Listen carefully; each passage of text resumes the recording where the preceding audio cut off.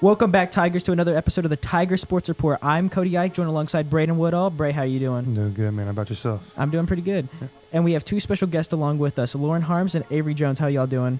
We're doing good. Yeah, I'm doing good. All right, we got some volleyball questions for you. We got some get-to-know-you questions for you guys as well. We'll start off. Bray, you want to start off with the question? Yeah. What is your, do y'all have, a pregame or, a after-game, snack that y'all, like to enjoy? I really like to have a burger after a game. What on it? Just plain? From Society Burger. I always crave it. I've never been there. I've been trying to go there, but I just haven't thought about it. I like to go to Sonic and get their mozzarella sticks. Fire. That's a good one. Do you guys have an idol you idolized that got you into volleyball, or did you just join in, had fun, stayed with it? My cousin actually played D1 volleyball, and I grew up watching her, so that always made me want to play. My inspiration for volleyball was my older sister, because I'd always go to her practices and lessons, and I'd just hit against the wall by myself. So, what team did your sister play for? She played for the St. Louis Billikens. Did she go to high school here? No, she lives in St. Louis. Oh, I Gotcha. So, do y'all have something you do before the game to get ready? Not as a team, but just as you to get in the mindset? I just watch the other teams play, and then whenever we all go in the locker room, we just talk and everything. So act like there's nothing going on, just normal day. Yeah, normal day, just a game. So it's all good. Avery? For me, it's kind of the same thing, but I just try to go through my head what I'm gonna do well that game, and just picture the game in my head before we go on the court. Just imagine going off, and then you're like, yep, I got it. Bray? Do you have a pregame song that you listen to? Honestly, no. I mean, we play some songs in the locker room together, but I don't really listen to music before the game. Yeah, I agree. I don't listen to music either. What type of music do y'all play in the locker room before games? Party music. Oh, yeah. I got hype music. Okay, yeah. Fair enough. I mean, nothing like a party. Yeah. Get you going before the game. Yeah. How do you guys how do you think the group of girls you guys have right now is gonna be in the future when you're all gone and everything like that? I feel after we graduate, a lot of us will still talk and have connections, because we've grown up through high school and middle school together. So I feel we'll all still have connections with each other. Yeah, I was going to say about the same thing. I mean, all of us, we're really close friends, and we've known each other for a long time, so I don't think any of us will stray away from each other. Gotcha. And we'll start, I think it's time we start asking the little silly questions and everything, get to know you guys a little bit better. Do you guys have a favorite color? Purple. I would say purple or blue. Did y'all have a favorite cartoon that y'all watched whenever you were little? I grew up with Disney movies, especially Disney princesses, so any of those. Yeah, I mean, I didn't really watch cartoons, but probably Disney shows in the morning. I really liked watching Food Network. Yeah, my grandma watches it all the time, so I watched it too whenever I was little. Yeah. Do you have a favorite Disney princess? My favorite one is Rapunzel, so... That's the only right choice, so... Do you guys have a favorite item of clothing? Or brand? Sweatshirts. I was going to say sweatshirts. Yeah. Yeah, from where, in particular? What? From where? From a certain spot? I really don't have one. I mean, just wherever. I got you. Do you guys have a favorite jungle chant? My favorite's probably the timeout chant, when the other team calls a timeout and they do T-O, that one. I don't really have a favorite. I mean, I like some of the new ones that the team has come up with this year that the jungle has taken for volleyball games. So, do y'all have a beverage of choice during a timeout, or whenever y'all take a break, Gatorade, Powerade, water? Just water. Just water. Ice water. Yeah. Do you guys? How important is the student section whenever you guys are playing? For away games, I don't think it really matters because we're able to bring our own energy. But for home games, it's really good because the student section gets in the other team's head. So, I agree with that. It's really important to have a big student section that's loud. Gotcha. Do y'all have a moment that you your favorite moment ever playing volleyball? My favorite first ever moment. score or whatever. It was probably last year at the BA varsity tournament because we won the whole thing and nobody thought we were gonna win. My Who'd y'all play? We beat Jinx, Owasso, Edmond Memorial, and the championship game was against Owasso, and it was 5 sets. It was a tough schedule. Not gonna lie. Avery, your favorite moment? My favorite moment was sophomore year. We were playing Bishop Kelly just in like a tournament, and we'd never really beaten them before. And I got like this crazy dig in like the last set, and we ended up winning the set. And then Bolin came over and like gave me a hug. It's just like my favorite memory. Can you explain what a dig is for the people that don't know? So a dig is when the opposite team hits the ball and you like go get it off, like up. Gotcha. Any more questions for either?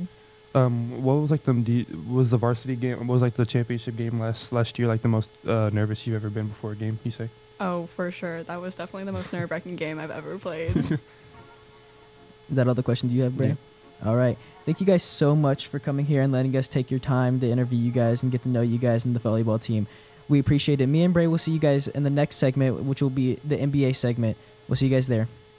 Right now, get $200 from TTCU Federal Credit Union when you open a new checking account with direct deposit. What would you buy with $200? Cars, race cars, my own apartment, 100 coloring books, and a puppy. Or maybe some groceries and a tank of gas. $200 for whatever works for you from TTCU, because life is better in balance. Welcome back to the second segment of the Tiger Sports Report. I'm joined alongside Bray Woodall and Aiden Roden. Aiden, how are you doing? I'm pretty good, man. How are you?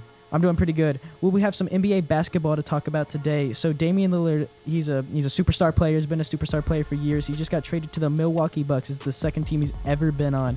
Aiden, what are your thoughts on this trade?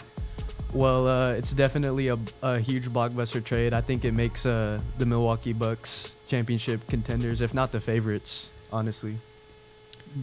I think it'll hurt him defensively, but I think the offensive power is just gonna override that liability that he has. So I think they were already the best team in the East before Dame got there. I think they're gonna be even better. So I think they are either the title favorites or the second contender behind the Nuggets, probably. For sure. I also believe that it hurt them defensively. Obviously, Drew Holiday is one of the best perimeter defenders. But I think with the way that the NBA is now, perimeter defense is probably at its lowest value, Yeah. I guess, because everybody can shoot out from there. Everybody's gonna can make contested shots, stuff like that. So I think the points aspect is way more important, and they have amazing rim protection because of Giannis and Brook Lopez and everything like that.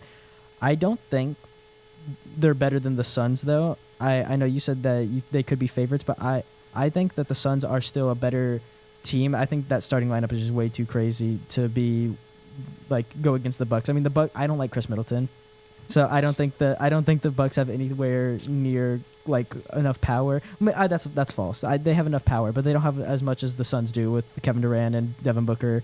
I think they're just way more offensively minded. I think that the Suns have their two best players. Well, I forgot Chris Paul's not on the team anymore, but their best player, Kevin Durant, is a regular season merchant. You can't show up in the playoffs at all, and if your best player can't show up in the playoffs, that's a problem. And so, I mean, he almost beat the Bucks when he was on the Nets by himself when James Harden was. Kyrie was playing. Kyrie was playing. He's pretty good. And so, I don't know. I think Giannis performs really well in the playoffs, other than getting, he got hurt in the playoffs this year, but he's always played pretty good. And Dame, we can't really blame him for not he performs, but his team just doesn't. So I think they have two really good playoff performers in their team. And that's why they have him over the Bucks or over the Suns, because Kevin Durant just can't perform in the playoffs very well. Yeah, we need to see all three of their superstars, Kevin Durant, Bradley Beal, and Devin Booker, all step up on defense. I think we can expect to see that since they can share the offensive load more. But no team in the whole NBA has the defensive personnel to stop that Bucks team. That pick and roll, absolutely disgusting. Dame and Giannis with Chris Middleton and Brook Lopez stretching the floor. Yeah. That's just completely disgusting. Yeah, and the Suns have no point guard. Yeah. The Suns have no point guard. Devin Booker did pretty good when he played point guard when Chris Paul went out last year. I mean, I don't even know who their we'll see what backup happens. is. I don't even know who their point guard is. Exactly. I'm pretty sure Campaign went somewhere else, and so I don't know who their point guard would be. But that's in the far future. That's finals. It's far future we're talking about. What do you think How do you think the Portland Trailblazers did from the trade? Like, do you think they did good? Do you think they could have done better? How would you rate it? I think they did pretty good. I think if you look at their whole haul that they got out of Damian Lillard and then trading Drew Holiday to the Celtics, I think they got, what they would want in return for Damian Lillard. It was not working out with him. They needed to blow it up really soon. I'm just glad they finally did Dame right, by getting him out of there. Shadayon and DeAndre Ayton are going to become Kobe and Shaq on that Portland Trailblazers team. It's time for a restart, you know what I mean? This is getting tanked for the number 1 next year. It'll be fun. So we've said 2 powerhouses in the Bucks and the Suns, but what about the Celtics? I mean, we've seen what they did in the past. They've been to the finals even if they lost, but now they have Drew Holiday out there perimeterly. I mean, Drew Holiday is a complete total upgrade from Marcus Smart. I mean, I feel like he's just better than Marcus Smart in every way, just a little downgrade in perimeter defense. But I don't see the Celtics making it to the finals. I agree with Aiden. Drew Holiday's a complete upgrade on the court and off the court. He's a drama queen, flopping all the time. Like he's just a less drama, better player than Marcus Smart. And maybe not. They're probably about the same offensively, but he also just brings a veteran presence on the court and just makes everyone, that team relaxed. needed that. Yeah. That team really needed that. It was a really young team. Yeah. Maybe he can help Jaylen Brown go left. Maybe. Yeah, Jaylen Brown needs a left hand immediately, and Drew can go out there and give you 30 too on any night. He can go out there and give you 30. So I wouldn't say any night. Any night. I wouldn't say any night. He's a sharp. There's not really flaws to his game other than him just getting old. Yeah, Drew Holiday actually a flaw that catches all of us eventually. Drew Holiday has a higher 3-point percentage on the Bucks than Dame does on the Blazers. I'm sure his volume though is a little bit different than Dame's volume. And like the range. I'm not saying Drew's a better 3-point shooter, but he's a good 3-point shooter. He's good. He definitely proved that whenever he was on the Bucks because the Bucks needed shooters. That's all they needed over there. But I think Dame, obviously, we've just said he's a really good shooter, so I think they will really help him out. Anything else you guys would like to add? The Celtics don't have much of a bench, do they? They have Malcolm Brogdon. Brogdon was wasn't he 6th man maybe? He was 6th man on the Pacers, I thought. No. Yeah, he was. He was rookie of the year on the Pacers. Yeah, he was 6th man on the Celtics. Celtics and nobody. He was else rookie of the year on the Bucks. On the Bucks, yeah. Yeah, on the Bucks. No. Bray? No, that's all I got. Other than Bucks and 4. Bucks and 4. Both of you think Bucks are 4? Bucks and 4. Versus the Suns, maybe 5. Maybe 5. Maybe 5. Maybe 5. If they even make it to the finals. Well, you don't think they'll make it to the finals? Just injuries? He's no one can perform in the playoffs. I think the Nuggets are still the overall better team. I feel like Devin Booker, Beal, and Durant don't really complement each other very well. They're all just scorers. That's how the league is right now. All you need is scoring points, bro. Points. We need to see Kevin Durant step up on defense. He was pretty good defensively last year. We need to see that. I think we will. I think we will. Who's their center again? The center? Is it Yusuf Bobo? Nurkic. Nurkic. Yeah. Okay, they got someone like that. Well, is that all you guys have to say? Yeah, that's all I got. All right, well, that's all we have for this segment of the Tiger Sports Report. Next up, we'll have the NFL segment, joined alongside Jaden Stewart and Noah Manas. We'll see you guys there. Recently, you've had to put your life on hold, and we're with you in this. At Ascension St. John, we're now open for appointments, and we are fully prepared for your safety in our care. As we open our doors again, our doctors, nurses, and care teams will continue to wear personal protective equipment. We've taken even more steps to clean and stringently disinfect all areas. We will maintain distancing in our waiting rooms, and will continue to limit visitors. And we will still screen all staff to protect their health and yours. Our emergency rooms are here 24/7. Please do not delay care. We're still delivering babies and performing surgeries. And we're open for your appointments, from specialists and surgical care to routine care and health screenings. Ask us about virtual visits. Ascension St. John continues to care for you, as we have been for almost a century. Thank you for trusting us. Welcome back to another segment of the Tiger Sports Report podcast. We're joined alongside Jaden Stewart and Noah Manas to talk some NFL football. So, Noah, we're going to start off with you because we mentioned the Bengals last time, and you ran a fan page for them. So, you're going to, every time we have to talk about the Bengals, you're going to be the first person I ask. So, they are 0-4. Joe Burrow is looking. Wait, are they? They're 1-3. Yeah, okay, that's what I thought. That's my fault. They're 1-3. Joe Burrow has looked terrible. through all 4 weeks. What are your thoughts, and what do you think is going on with him? I know I said about 2 weeks ago that the the Bengals like later on the season would have nothing to worry about, and they definitely do have stuff to worry about. I don't know if Joe Burrow is just playing bad, or it's just like his injury that's like really affecting him, or like because I know it's none of the players around him. I remember what Jamar Chase said about he's open all the time. Yeah. I'm not gonna repeat what he said, but still. Yeah. Joe Burrow is definitely the problem, but it could just be like his injury that's really causing him to be that problem.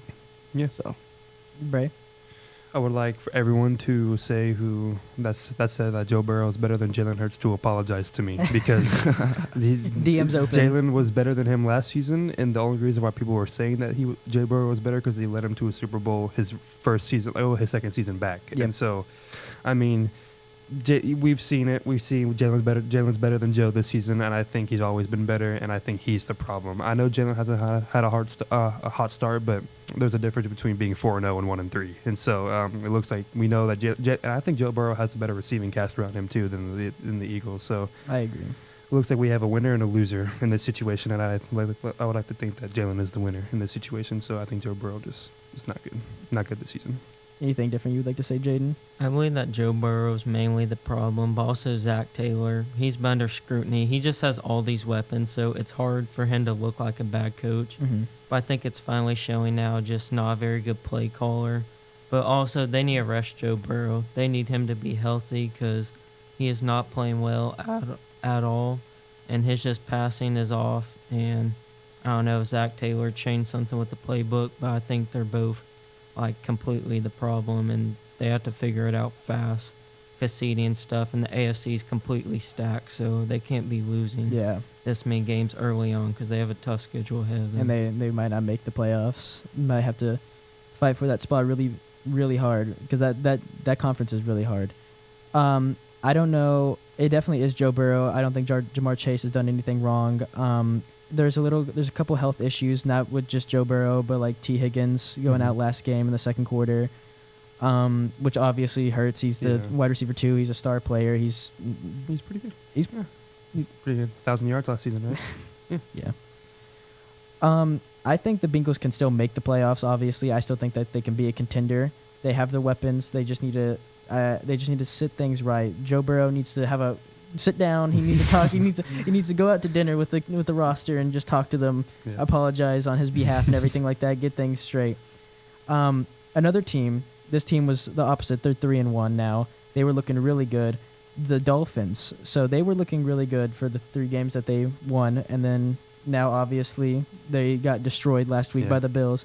Bray, what do you think? Because I know you don't like Tua. I think that they played literally the bottom 2 worst passing defenses in the NFL, according to the fantasy app. 31 and 32 the Chargers, and the I forgot who the other team was who they played. I think it was week 1, but but once they play a top 5, top 10 defense, they become shambles. They can't really do anything. So I think they're just fraudulent, honestly. And I think Tua is just not meant to like. You can't play, the Chargers every week. Yeah. Unfortunately, you have to play some good teams. That once you get to the playoffs, we'll see that he can't really like one. It was kind of like how Jalen Hurts was his first year starting. Mm-hmm. He can be all the trash, people that won't make the playoffs. But once it comes to playing a playoff team, he's not about it. And so that's what I think Tua is this season. Fraud. Jaden? My opinion, I still think Dolphins are going to make the Super Bowl. Everyone has I bad agree. games. He's still at a 90-something QBR. He only had 1 interception. They still scored 20 points. The defense is the one that let up 40. That is true. Yes, there's things to get figured out, but Waddle might not have been completely healthy coming off of an injury. And I think they're going to be okay. They just had a bad week, but Tua still probably my MVP favorite too, and I wouldn't go that far. I think he'll definitely. I was kick with it you on the back Super in Bowl, and then next you say week, MVP. No, I can't give him the MVP. I think setting the standard for at least they scored 20 is kind of sad. Didn't the Jets score 20 on the Bills? Didn't the Jets score 20 on the Bills? I think they scored around 20 on the Bills. But if Tua can't score more than Zach Wilson, that's a problem. That's a bit of a problem. And I know they had a kick return, but come on, really? And the Jets defense didn't let up 40 points. The team's just not as good as y'all make it out to be, in my opinion. If the Jets can hold them to 20, then why can't the Dolphins hold them? Dolphins also had Jalen Ramsey, though. They'll come back playoff time. Jalen Ramsey's not stopping 40 points on their head, in my opinion. But So that's a very hyped team that Bray doesn't like, but a lot of people like that team. A lot of people have a lot of confidence in. A team that people didn't have confidence in, though, was the Texans. And they are, I don't know if it's just C.J. Stroud. I don't know if it's some of the receivers that showing up, but they really are. They're looking like a pretty decent team, and I think that's going to fall off personally. I think that they will come back to earth. Every team has their like moments. I feel like every year they have like a moment where they're like, oh, maybe they're good, and then they fall back to earth. But Noah, what are your thoughts on the Texans' success? It's definitely C.J. Stroud and the new like rookie receivers. I don't think they're gonna really like fall off as hard as you think they will, but they definitely will have a little bit of a fall off. Yeah. So can't play Pittsburgh every week. No. I believe they'll still win about 7 or so games. C.J. Stroud's been balling out, like averaging 300-something yards a game. Nico Collins and Tank Dell look really good. And also Will Anderson. I mean, if you're a Texans fan, they have an extremely bright future. D'Amico Ryans seems like they finally found the right coach. And just keep on building around Stroud. It's not this year, but it's very promising just because that cognition test thing. Yeah. People saying, oh, he's a bust, but Stroud looks really good. And they will start to not do as good, but I still see him winning 7 games or so. And I'm really impressed with Stroud so far this season. Yeah, I know I said you can't play Pittsburgh every week, but regardless, he's a rookie, and that's still a pretty good performance. He has the most pass attempts without an interception up there with Carson Wentz, Warren Moon, Case Keenum, and Tom Brady. So that's a pretty good group to be in, especially for Carson Wentz before he had his injury. But, I think they could make the playoffs because everyone in that division is 2-2 right now. And so, they play Jackson. They play with the Jacksonville Jaguars, the Colts, and the what's the other team? Titans, yeah, and they're all not very good other than Jacksonville. So they could make the playoffs in that bad division, but I think Jacksonville will still have it in the bag. I'd bet them placing second at like 7-10. 7-10, but that's still going over expectations for them because I think I had them winning like 4 or 3 games. So. C.J. Stroud has looked really good. By far, I'm thinking off the top of my head, he might be the rookie of the year so far. Yeah, off the top of my head. Either him or Bijan. Anything else you guys would like to ask before we move on? All right. Thank you guys so much. Thank you, Jaden. Thank you, Noah. We'll be moving on to the college football section, joined alongside Austin Randall and Cherish Booth. We'll see you guys there.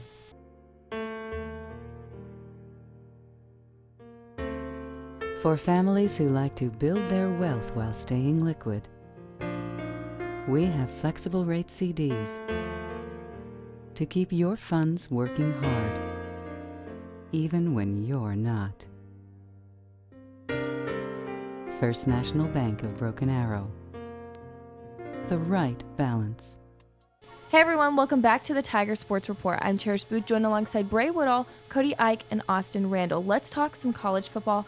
Austin, what are your thoughts on this week's Red River rivalry, and do you think the winner will make the college football playoffs? Yes, I do believe Texas will make the college football playoff. They're going to go undefeated throughout the regular season, win the Big 12 for the first time since when? I don't even remember. You probably weren't alive. Yeah. Probably weren't alive.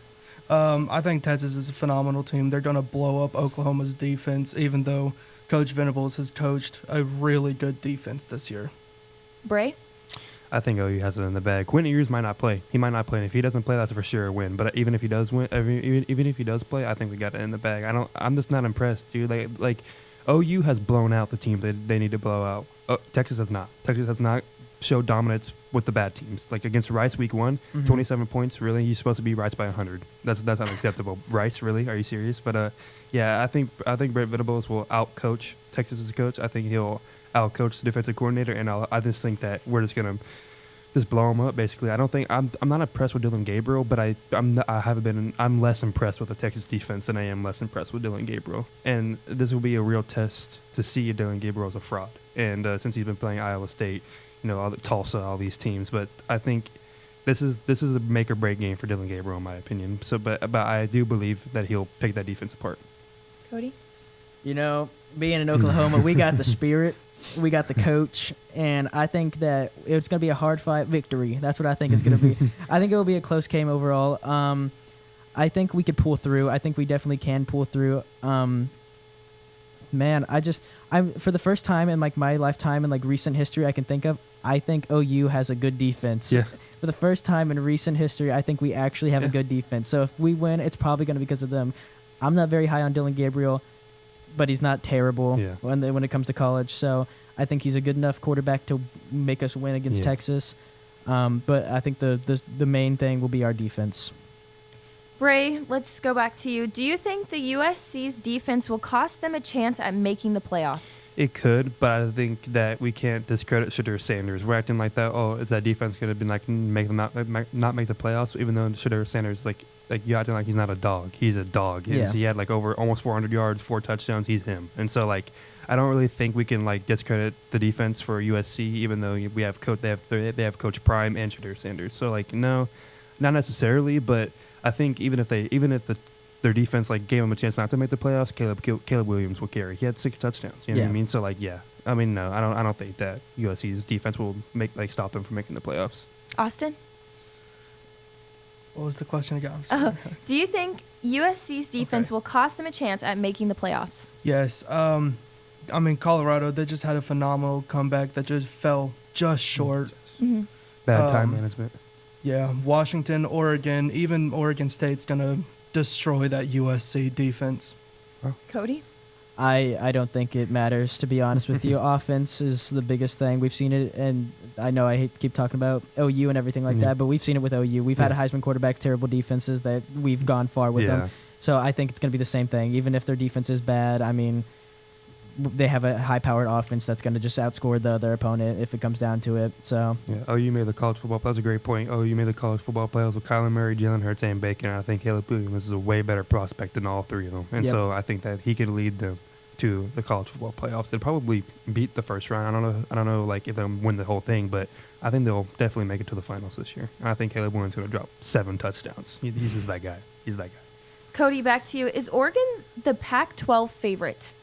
They've played really good. From the first week, it was that they scored 90 or was it 80 or something like that. Yeah. They've done really good every week. I'm so glad they beat Colorado. That was the biggest one. I won money off that game. Colorado is terrible. Oregon is a really good school when it comes to football. I don't know about their actual education, so let me revoke the full statement. But Bo Nix has been playing really good. The whole team's been playing really good, and I do think that they could be. Yeah, they're probably the favorites in my eyes. Yeah, probably. I used to be a Bo Nix not believer. I used to be a hater, but I think this year I think he's been pretty good. I'm not gonna lie. I like Bo Nix this year. I kind of had I've always tried to act like I didn't like him, but whenever he beat Alabama in Tuscaloosa, I thought it was just like the most amazing game I've ever seen in my entire life. But yeah, I think they're the favorites, and they could make the CFP maybe, but most likely not. But I wouldn't be surprised. Bo Nix could carry them there. Austin, back to you. Who do you think is the current Heisman front runner? Michael Penix Jr. on Washington. He's a phenomenal quarterback on an amazing offense. Washington, they've had most of their games decided just in the first quarter alone. They really know how to shut out every team they play. Bray? I think Caleb Williams is by far the favorite, and I think that he will win. He'll be the first one to win back-to-back since that one guy in the 60s or 50s or whatever probably didn't deserve it. But, Caleb Williams will probably win back-to-back, go number 1 overall, and, in the draft. Yeah, I think he'll win the Heisman again. Yep, Caleb Williams. Ball so hard University. I do think he will. I do think he'll go back-to-back as well. And last question for you guys. Austin, what are your thoughts on Georgia's struggles so far this season? They're really struggling, especially on the road at Auburn. That was embarrassing to watch. That was the number 1 team in the country. Barely beat Auburn. Barely. They're not gonna make the playoffs, I don't think, this year. It's sad for them. They were down 14-3 to South Carolina a couple weeks ago, and they were down against Auburn at the half this year. I mean this week. It's not a good year for them, dude. It sucks because Brock Bowers, I love that guy. I love watching him play, but he's on a bad Georgia team this year. That sucks, but they're not going to make the playoffs. I wouldn't be surprised if we see them losing to like a number 20 ranked team or whatever the 20th ranked team is at the time, or just like an unranked team maybe. But I don't know. Yeah, they'll probably finish like in the mid 20 ranks this season if they lose one.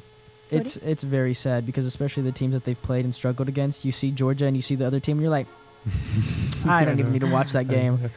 But then it ends up being a really good game. The Auburn game, it was tied in 2020 for a while, and then Georgia finally did something about it, but it was still sad that they were even that close. Auburn hasn't been good for years.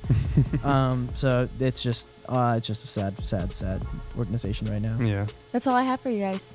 Thank you so much, Cherish, and thank you all for watching. We'll be back in 2 weeks with a new episode of the Tiger Sports Report.